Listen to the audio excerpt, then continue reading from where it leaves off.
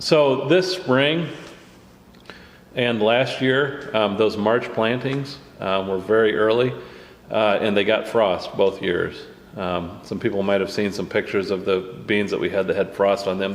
We got down to 26, I think, overnight, right, when this March planting this year was out of the ground. Mm-hmm. We monitored those for several days, and then that was, by the beginning of May, we could have come back in and replanted if we were concerned about that stand, and still had a pretty good yield potential. Mm-hmm.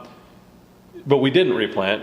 We planted another planting date beside it so that we can kind of make that comparison. So we have the ones that we would have replanted and then the replant, and we can kind of compare how they would have performed. Absolutely. So across the past 2 years, what we saw is the blue bars here are the yield, and the March planting, again, that's very early, for most growers, we saw about 69 bushel. This is this is one location in 2 years.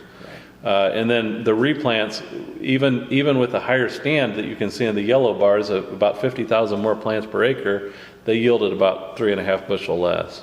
Impressive. And so it's, if farmers are out there looking at they got frost damage on their field, should I replant? I would say in a lot of cases, probably not. Mm-hmm. Yeah. Is there a population threshold that would trigger that decision for you? Well, I've always said about 80,000. But I'm starting to wonder if it's not even a little bit lower, maybe. Mm-hmm. Now, I'm not a big fan of planting ultra low populations. Right. I think